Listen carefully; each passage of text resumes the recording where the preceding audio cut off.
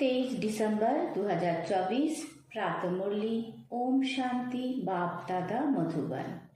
बाबा के मधुर महावाक्य। मीठे बच्चे, तुम बाप के पास आते हो रिफ्रेश होने। बाप के मिलने से भक्ति मार्ग की सब थकान दूर हो जाती है। प्रश्न, तुम बच्चों को बाबा किस विधि से रिफ्रेश करते हैं? उत्तर, पहला पॉइंट, बाबा ज्ञान सुना सुना कर तुम्हें रिफ्रेश कर देते हैं। दूसरा, याद से भी तुम बच्चे रिफ्रेश हो जाते हो। वास्तव में सत्य युग है सच्ची विश्रामपुरी। वहाँ कोई अप्राप्त वस्तु नहीं जिसको प्राप्त करने के लिए परिश्रम करना पड़े। तीसरा, शिव बाबा की गोद में आते ही तुम बच्चों को विश्राम मिल जाता है, सारी थकान दूर हो जाती है। ओम शांति। बाप बैठ समझाते हैं, साथ में ये दादा भी समझते हैं, क्योंकि बाप इन दादा द्वारा बैठ समझाते हैं। जैसे तुम समझते हो वैसे ये दादा भी समझते हैं। दादा को भगवान नहीं कहा जाता, ये है भगवान उवाच। बाप क्या समझाते हैं? देही अभिमानी भवो, क्योंकि आपने को आत्मा समझने बिगड़ परमपिता परमात्मा को याद कर न सके। इस समय तो सभी आत्माएं पतित है। पतित को ही मनुष्य कहा जाता है, पावन को देवता कहा जाता है। ये बहुत सहज समझने और समझाने की बातें हैं। मनुष्य ही पुकारते हैं, हे पतितों को पावन बनाने वाले आओ। देवी देवता ऐसे कभी नहीं कहेंगे। पतित पावन बाप पतितों के बुलावे पर आते हैं। आत्माओं को पावन बनाकर फिर नई पावन दुनिया भी स्थापन करते हैं। आत्मा ही बाप को पुकारती है, शरीर तो नहीं पुकारेगा। पारलौकिक बाप जो सदा पावन है उसे ही सब याद करते हैं। ये है पुरानी दुनिया। बाप नई पावन दुनिया बनाते हैं। कोई तो ऐसे भी है जो कहते हैं हमको तो यहाँ ही अपार सुख है, धन माल बहुत है। वो समझते हैं हमारे लिए स्वर्ग यही है। वो तुम्हारी बातें कैसे मानेंगे? कलियुगी दुनिया को स्वर्ग समझाना ये भी बेसमझी है। कितनी जर्जरीभूत अवस्था हो गई है, तो भी मनुष्य कहते हैं हम तो स्वर्ग में बैठे हैं। बच्चे नहीं समझाते हैं तो बाप कहेंगे ना, तुम क्या पत्थर बुद्धि हो, दूसरे को नहीं समझा सकते हो? जब खुद पारस बुद्धि बने तब तो दूसरों को भी बनावे। पुरुषार्थ अच्छा करना चाहिए, इसमें लज्जा की बात नहीं।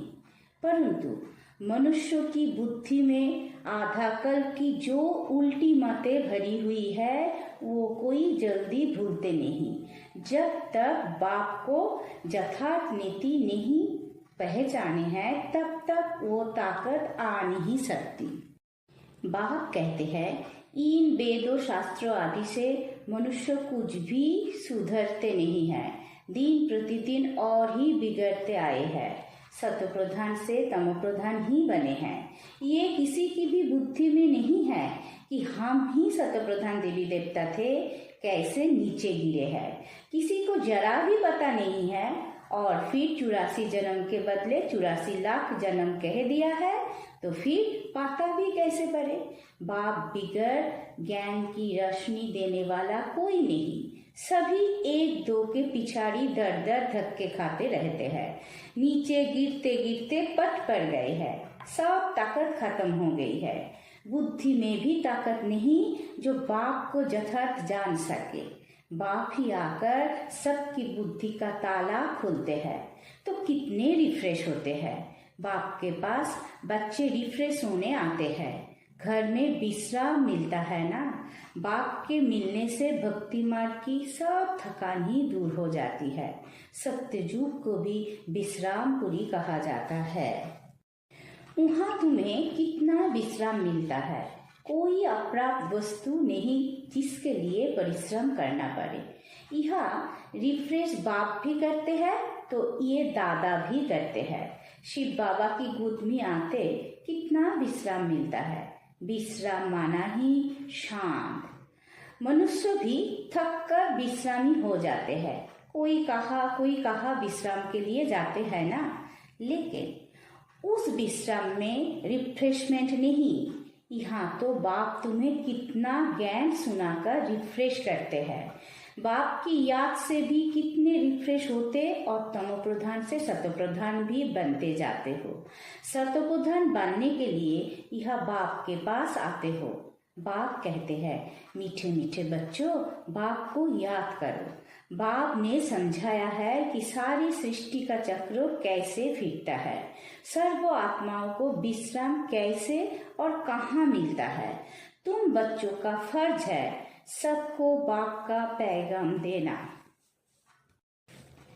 बाप कहते हैं, मुझे याद करो तो इस वर्ष के तुम मालिक बन जाएंगे। बाप इस संगम युग पर नई स्वर्गों की दुनिया रचते हैं जहाँ तुम जाकर मालिक बनते हो। फिर द्वापर में माया रावण के द्वारा तुम्हें श्राप मिलता है तो पवित्रता, सुख, शांति, धन आदि सब खत्म हो जाता है। कैसे धीरे धीरे खत्म होता है वो भी बाप ने समझाया है। दुख धाम में कोई विश्राम थोड़ी ही होता है, सुख धाम में विश्राम ही विश्राम है। मनुष्य को भक्ति कितना थकाती है, जन्म जन्मांतर भक्ति से कितने थक जाते हैं, कैसे एकदम कंगाल बन गए हो। ये सारा राज बाप बैठ समझाते हैं। नए नए आते हैं तो उन्हें कितना समझाना होता है। हर एक बात पर मनुष्य कितना सोचते हैं, समझते हैं, कहा जादू ना हो। अरे तुम ही कहते हो भगवान जादूगर है, तो बाप कहते हैं ना, हाँ परवर जादूगर हूँ, परंतु वो जादू नहीं जिससे मनुष्य भेड़ बकरी बन जाए। ये बुद्धि से समझा जाता है। ये तो जैसे रीढ़ मिशल है, गायन भी तो है सूर मंडल के साथ से। इस समय तो जैसे सभी मनुष्य रीढ़ बकरियां है। ये बातें सारी यहाँ की है, इस समय का ही गायन है। कल्प के पिछाड़ी को भी मनुष्य समझ नहीं सकते। चंडिका का कितना बड़ा मेला लगता है, वो कौन थी? कहते हैं वो एक देवी थी। ऐसा नाम तो वहाँ कोई होता ही नहीं। सत्युजुग में कितने अच्छे सुंदर नाम होते हैं। सत्युजुगी संप्रदाय को श्रेष्ठाचारी कहा जाता है, कलिजुगी संप्रदाय को तो कितना छी टाइटल देते हैं। अभी के मनुष्यों को श्रेष्ठ नहीं कहेंगे, देवताओं को श्रेष्ठ कहा जाता है। गायन भी है, मनुष्य से देवता किए करत न लागी वार। मनुष्य से देवता, देवता से मनुष्य कैसे बनते हैं, ये राज बाप ने तुम्हें समझाया है। उनको डीटी वर्ल्ड, इनको ह्यूमन वर्ल्ड कहा जाता है। दिन को सजरा, रात को अंधियारा कहा जाता है। ज्ञान है सौजरा, भक्ति है अंधियारा। अज्ञान नीत कहा जाता है ना। तुम भी समझते हो कि आगे हम कुछ भी नहीं जानते थे तो नीति नीति कहते थे, अर्थात हम नहीं जानते। अभी तुम समझते हो हम भी तो पहले नास्तिक थे, बेहद के बाप को ही नहीं जानते थे। वो है असली अविनाशी बाबा, उसे सर्व आत्माओं का बाप कहा जाता है। तुम बच्चे जानते हो अभी हम उस बेहद के बाप के बने हैं। बाप बच्चों को गुप्त ज्ञान देते हैं। ये ज्ञान मनुष्यों के पास कहाँ मिल ना सके। आत्मा भी गुप्त है, गुप्त ज्ञान आत्मा धारण करती है। आत्मा ही मुख द्वारा ज्ञान सुनाती है। आत्मा ही गुप्त बाप को गुप्त याद करती है। बाप कहते हैं, बच्चों देहो अभिमानी नहीं बनो। देहो अभिमान से आत्मा की ताकत खत्म होती है।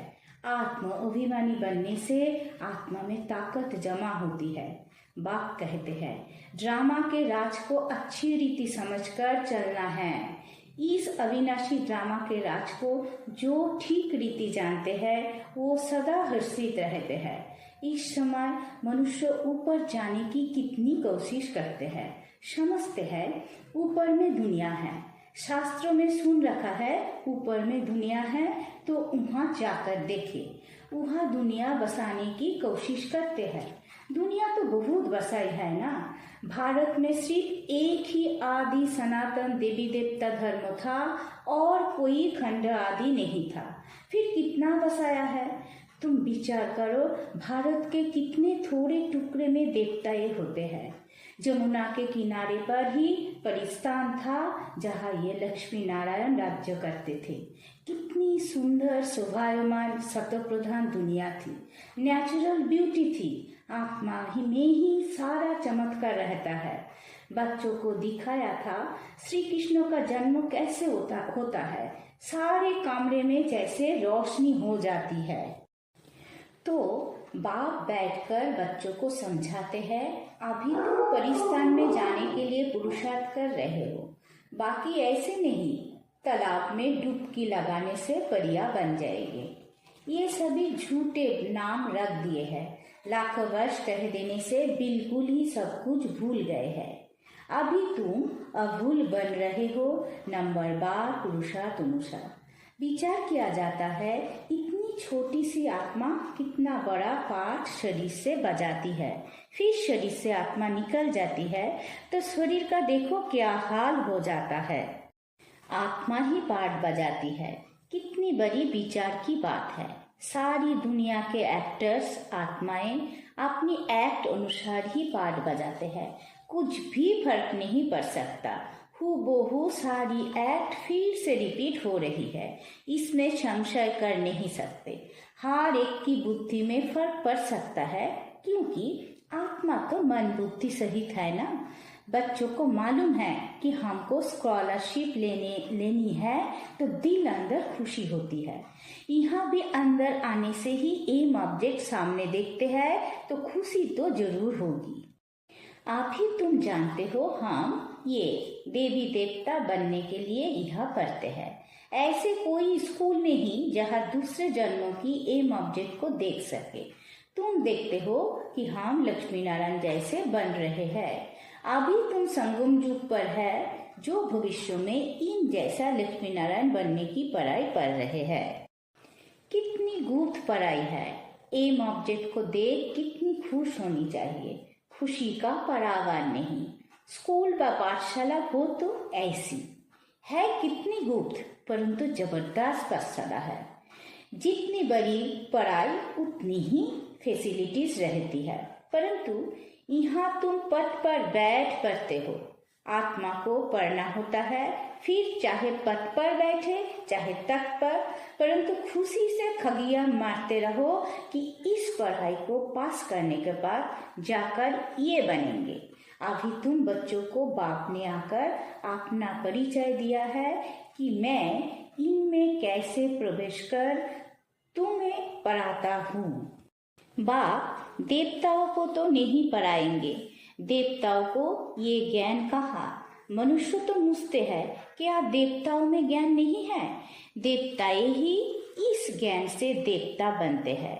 देवता बनने के बाद फिर ज्ञान की क्या दरकार है? लौकिक पढ़ाई से बैरिस्टर बन गया, कमाई में लग गया, फिर बैरिस्टर ही पढ़ेंगे क्या? अच्छा, मीठे मीठे से किलत है बच्चों प्रति माता पिता बाप दादा का याद प्यार और गुड मॉर्निंग। रूहानी बाप की रूहानी बच्चों को नमस्कार। हम सब रूहानी बच्चों की रूहानी माता पिता बाप दादा को याद प्यार गुड मॉर्निंग, नमस्ते नमस्ते नमस्ते। धारणा के लिए मुख्य सार। पहला पॉइंट, अविनाशी ड्रामा के राज को यथार्थ समझ हर्षित रहना है। इस ड्रामा में हर एक एक्टर का पार्ट अपना अपना है जो हूबहू बजा रहे हैं। दूसरा, एम ऑब्जेक्ट को सामने रख खुशी में खगिया मारनी है। बुद्धि में रहे हम इस पढ़ाई से ऐसा लक्ष्मी नारायण बनेंगे। वरदान, याद और सेवा के शक्तिशाली आधार द्वारा तीव्र गति से आगे बढ़ने वाले मायाजीत भवो। ब्राह्मण जीवन का आधार याद और सेवा है। ये दोनों आधार सदा शक्तिशाली हो तो तीव्र गति से आगे बढ़ते रहेंगे। अगर सेवा बहुत है याद कमजोर है, बात याद बहुत अच्छी है, सेवा कमजोर है तो भी तीव्र गति नहीं हो सकती। याद और सेवा दोनों में तीव्र गति चाहिए। याद और निस्वार्थ सेवा साथ साथ हो तो मायाजीत बनना सहज है। हर कर्म में कर्म की समाप्ति की पहले सदा विजय दिखाई देगी। स्लोगन: इस संसार को अलौकिक खेल और परिस्थितियों को अलौकिक खिलौने के समान समझकर चलो। ओम शांति।